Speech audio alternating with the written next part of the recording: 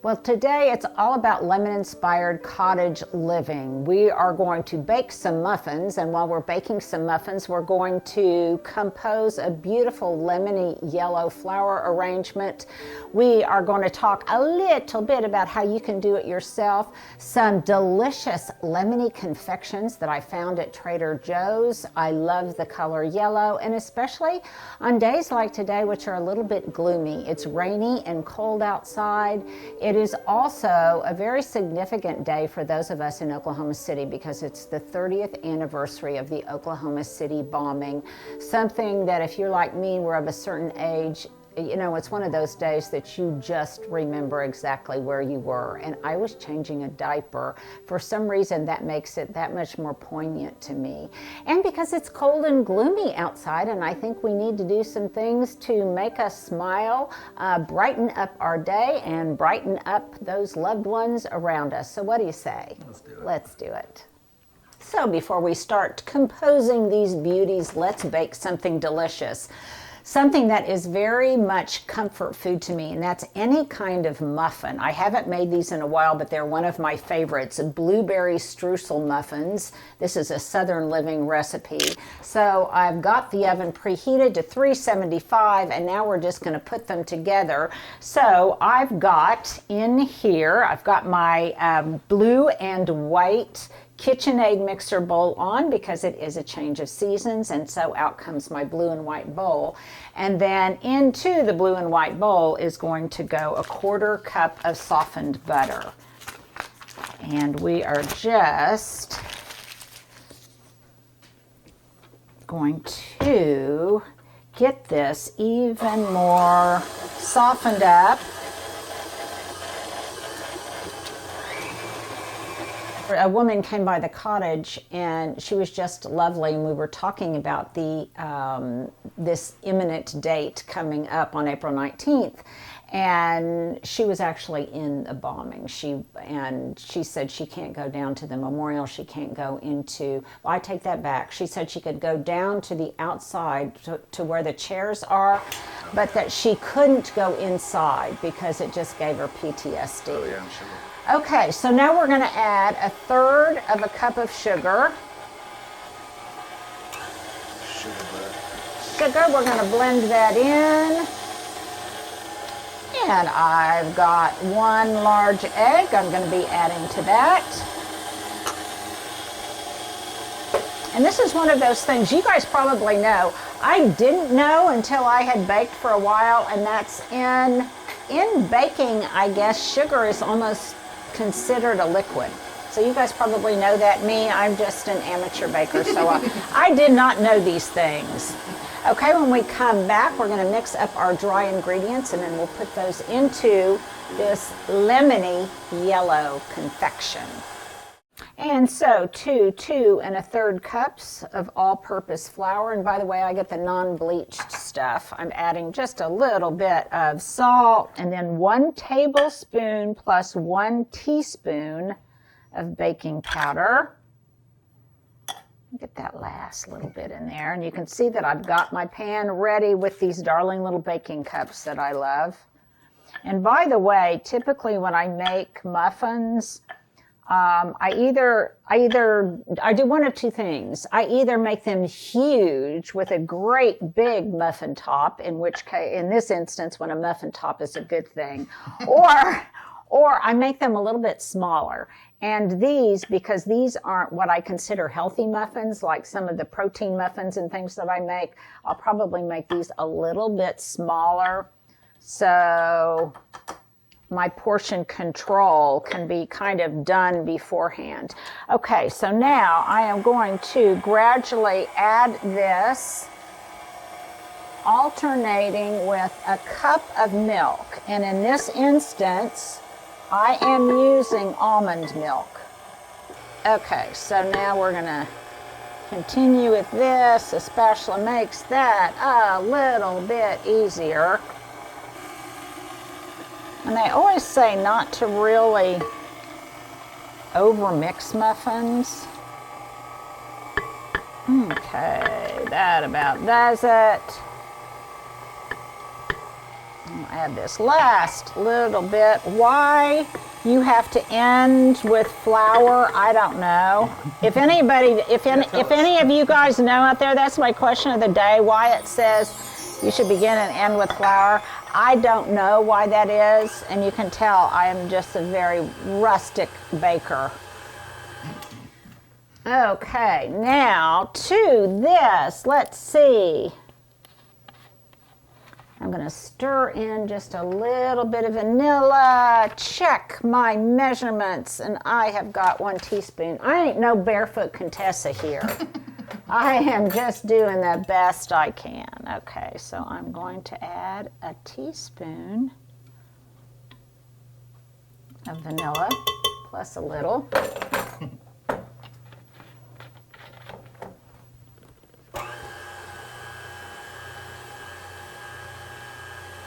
Okay, and now when we come back, I'm going to add the blueberries. Okay, so I've already added a 1/2 cup, and now here is the final full cup to make a total of 1.5 cups of fresh blueberries, which really right now are just such a wonderful thing. We can't get enough blueberries.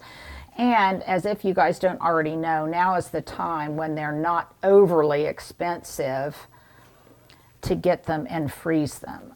And I always have a ton of blueberries in the freezer for Hubs and I during the winter as well as in the spring. Now that looks beautiful, I think. Now, normally I would make an addition to this, and that is I would put in some blanched almonds, some sliced blanched almonds, but I don't have any right now, so I'm just going to go with the original recipe. And as you can see, I'm not doing huge. I'm not going to fill these up completely. So Stuart, while I finish filling these, why don't you go out and get some pretty rainy, misty footage of the garden? Can do. Well, the only thing better than a blueberry muffin with streusel topping is a delicious cup of lemon water with garden fresh mint. You guys know that I've been suffering from leg cramps, which tells me that I'm not hydrating enough, so I'm really trying to up my game on that. So this is kind of what's been my afternoon treat recently, as I tried to make some kind of just herbal tea. In this case, it's just warm lemon water with mint, and then look at this golden deliciousness. You guys know I am obsessed with Manukora honey. Look at that. It's just gorgeous. Prebiotics, antioxidants, and let me tell you, it is worth every calorie. And I don't know about you, but I would love some Manukora in my Easter basket, or for Mother's Day, or Christmas, or whenever you might want to gift someone something really special and healthy too.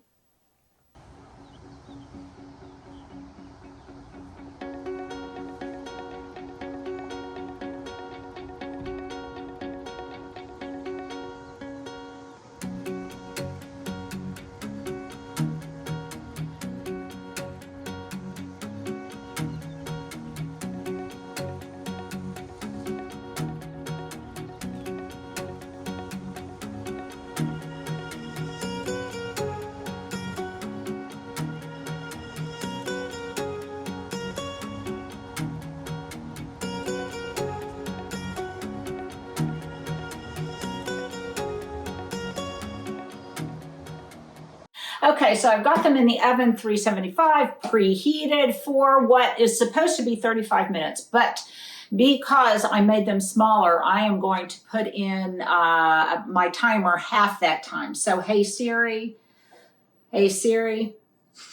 set timer for 17 minutes. Thank you. Siri doesn't always pay attention to me. So that way they won't get overdone, and I'll just do the toothpick test to make sure that they are done enough. While they are cooking, I'm going to do a couple of things. I'm going to compose a little flower arrangement, and then when we come back, I will also make the streusel topping for the top of the muffins, which is, in my opinion, what puts them over the top. Now, I love these bowls for many, many reasons. Number one, for baking. These are those nested glass bowls. Stuart, let's put a link right here. If you don't have them, you want them, even if you don't know it. I also like them because I can use them for flower arranging, and this is an example of that. So I've just got one of the larger ones in this footed wicker basket. In it, I also have some of that natural floral foam. I buy it online, and it is basically just kind of compressed natural fibers. And I'll put a link there if I can find it. I bought this a long time ago. Then something else that I did, which I think is very important in any kind of arrangement, and that is to just give it stability. So I use some of this floral tape, and it just makes kind of a grid. In this case, it will make a grid on my glass container. I'm not going to go overboard with this. And I don't want to use any kind of chicken wire, balls of chicken wire, because that can kind of scratch this glass container. So I am just making a very, very basic grid here. I'm not even going to do a total grid. I'm just going to put two pieces here. I did the same with this glass bowl. In fact, I can put a picture right here before I filled the container of just that, of this kind of grid. But in this case, it also helped to hold that foam in place so that when I would put in a flower and take it out, it wouldn't rise up and out of the container. Now, the other thing I did was obviously fill it with water, and then in this case, I'm also going to fill this with some of this plant food. And I do this sometimes, guys, but I don't do it all of the time. So if you don't have any, don't worry about it. I think it does help the lifespan of the arrangement, but, don't ever let it keep you or let its absence keep you from putting something together. So then, of course, what I did was just take all of the flowers that I got at Trader Joe's and my alley clippings, and I'll talk about those a little bit later, and I composed this because I wanted it in all shades of yellow. And a lot of times when I go to Trader Joe's, to my local florist, to whatever, typically, I don't have any idea in mind of what I'm going to do. I base that, just like you do with your vegetables, on what is fresh and what looks good. And in this case, these buttery yellow carnations, it may be a basic flower, a ho-hum kind of flower, but in this case, I think they're beautiful. They're the large-headed ones. And then I got some white stock, which is very, very fragrant. It comes in this white color and also in a blue. And then I got this yellow filler. I'm not even 100% sure exactly what it is. It looks kind of like goldenrod or something, but it's beautiful. And then my new favorite common flower that really can speak any language, and that's this buttery yellow Austrameria. I had some pink in my container before, and this time I'm just going with the yellow. And I think when used like this, it looks very, very natural.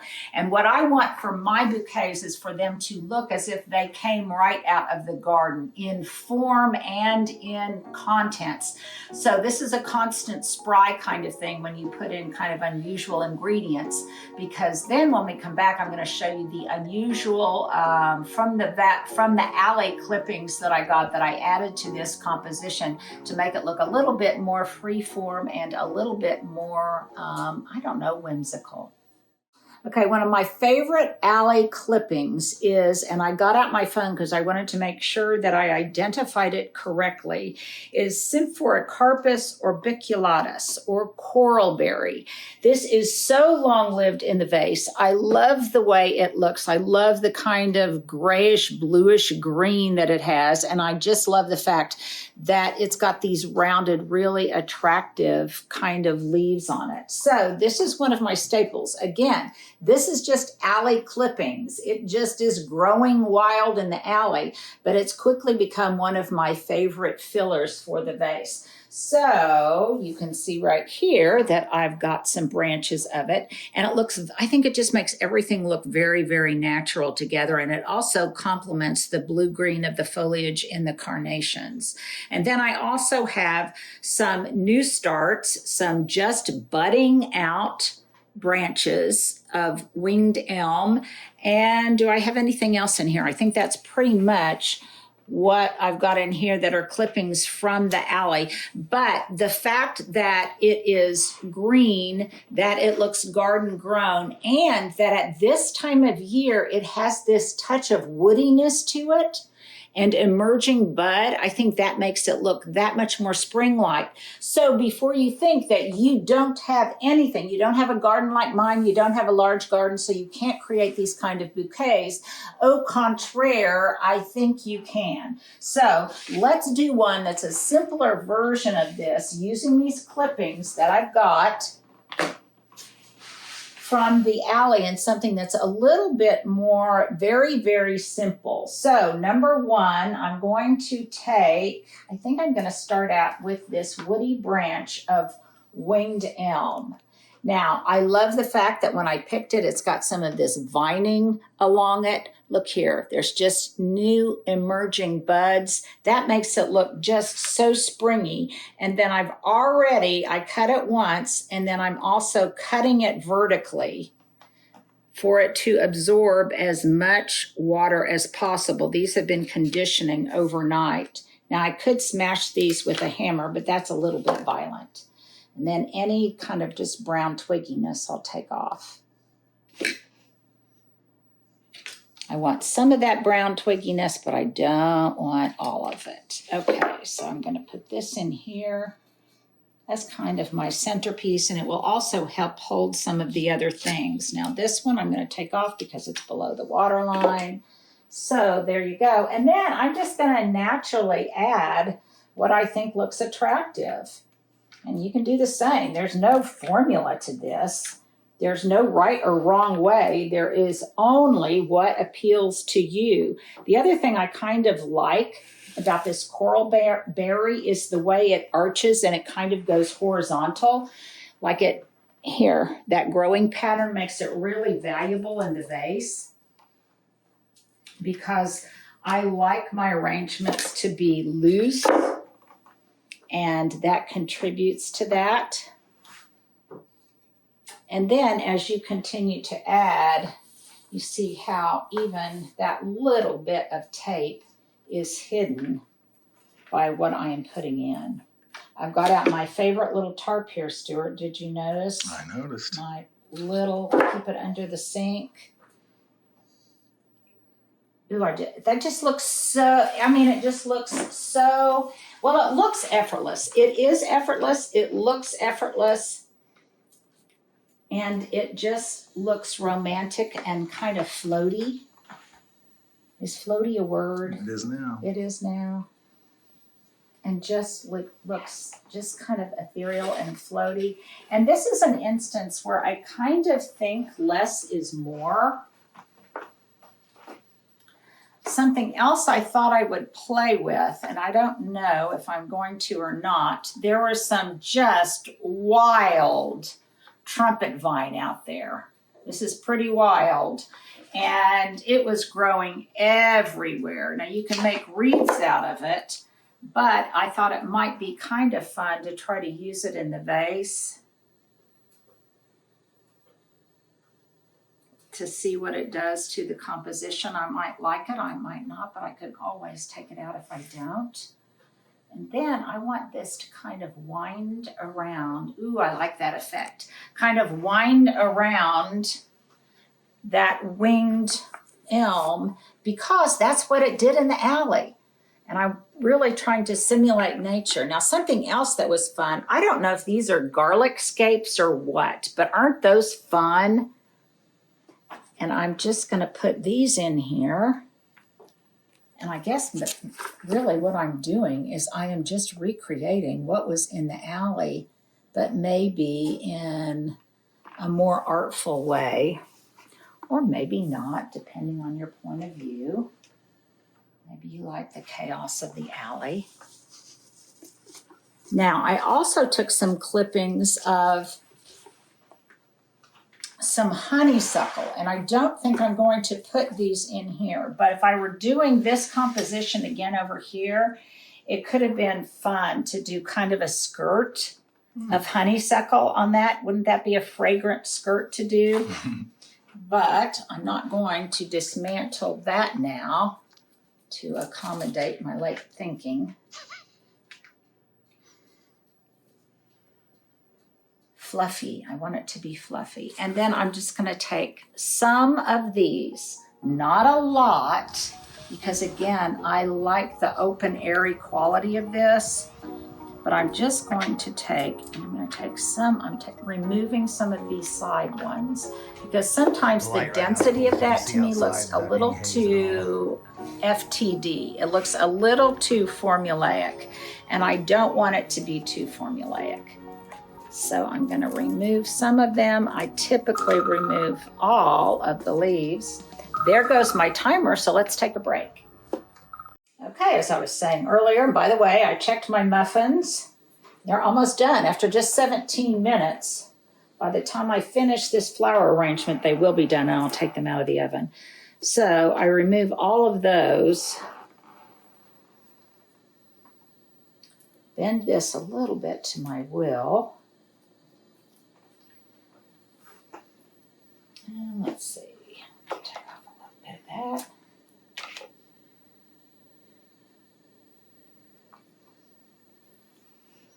And if that doesn't look kind of like it's meadow fresh, I don't know what is. Because all of these kinds of things would, I think, very naturally grow outside in a meadow or even in an alley.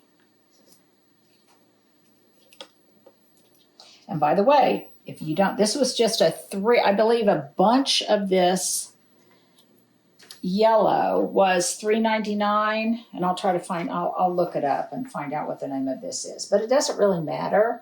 It could have been anything yellow. You could have even done something like baby's breath, which is often used, I think, in ways that aren't real elegant, but nevertheless, you could have used it. But anything. So this is about 1/5 of a $3.99. So what would that be? About 80 cents? Yeah. About 80 cents. Good math, Linda. Of purchased flowers and alley clippings. And I think that looks very dear. I think it looks very kind of lemon inspired. It looks natural. It looks constant spry. And it is, in my estimation, the essence. I mean, what could be more garden-inspired living than baking and arranging flowers while you're waiting for your muffins to be done? Okay. And speaking of, I don't want them to burn. So I'll add, I think, maybe one more of these, just a little bit more. And then out they come. Okay, so I've got, for my streusel topping, I've got a 1/4 cup or 1 stick of softened butter here. And then I have 1/2 cup of sugar. I'm going to do 1/3 of a cup. I don't think anything can taste better flour. that starts with these ingredients. No, this is true. This is true. This is true. It's kind of a no-brainer. Put this back in here. I love my baking drawer. Okay, then about 1/2 teaspoon of cinnamon. And then just cause, I like to put a little bit of Maldon salt in there for a little bit of extra crunch and just a tad bit of saltiness. That is not in the recipe. That is just inspired by my friend Deborah's chocolate chip cookies. Okay, so I'm going to break this up a little bit with a fork. Stir that up a little bit.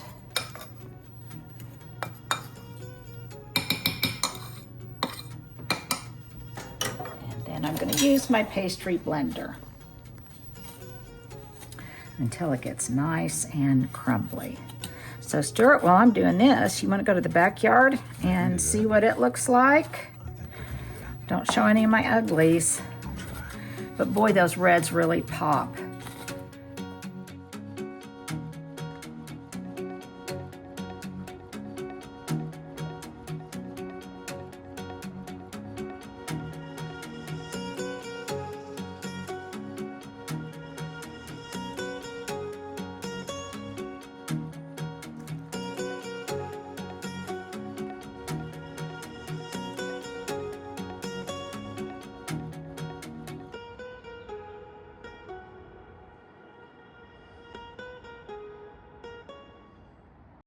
Now continuing with our lemon-inspired cottage living.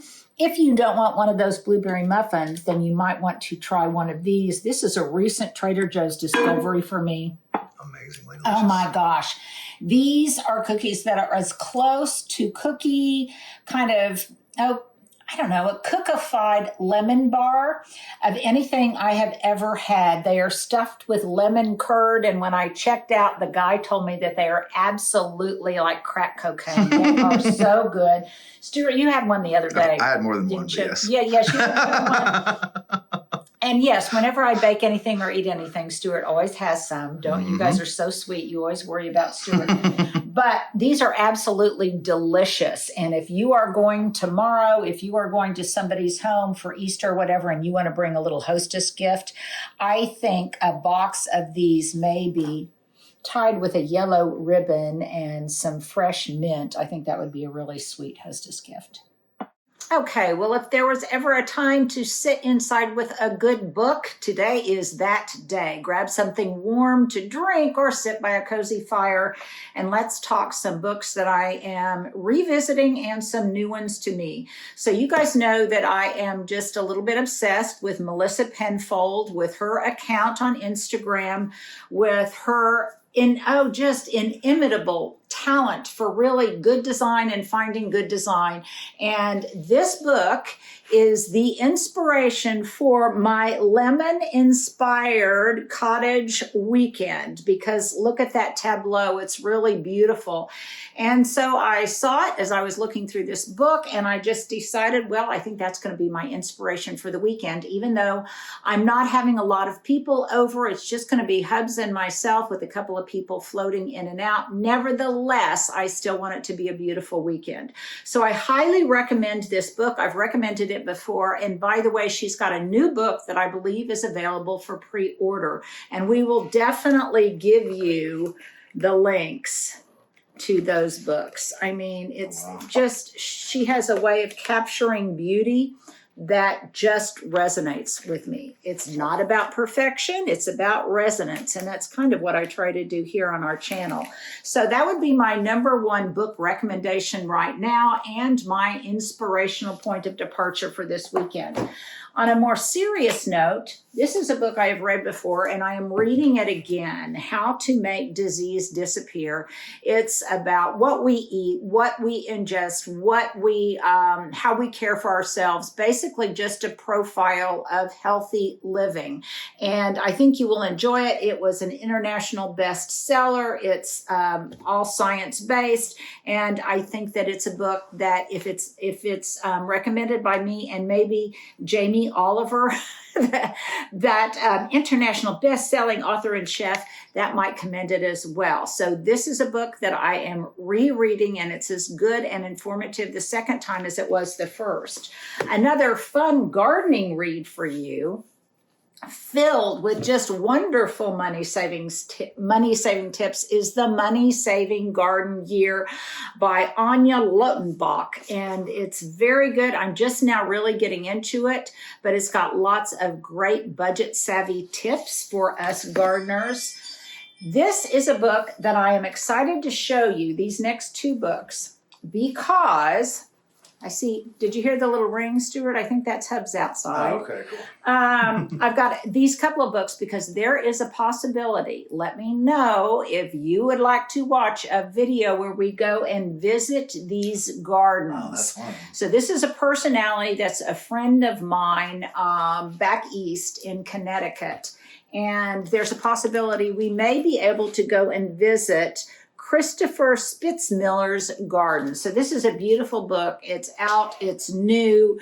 It is all about, I think, garden-inspired living, and it's really a wonderful book. I am about a quarter of the way through, and it does not disappoint. So that is one book, and the other, I'm sure you guys are very familiar with this, oldie but goodie, An Affair with a House by Bunny Williams. She also has a gardening book out. I have been obsessed with this woman for a long time. She does maximalistic decor like no one you've ever met. Very, very, very famous in the gardening world and in the interior decor world. And she is a neighbor of a friend of mine.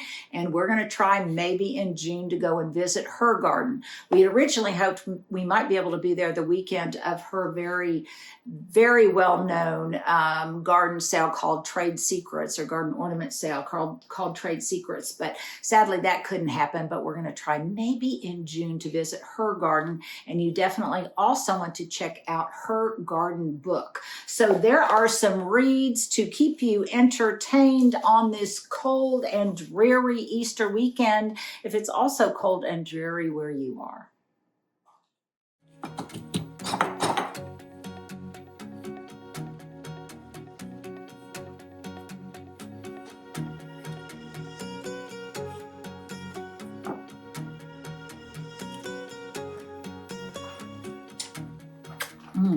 Okay, while I put this streusel topping on, I'm going to share with you a grandmother moment.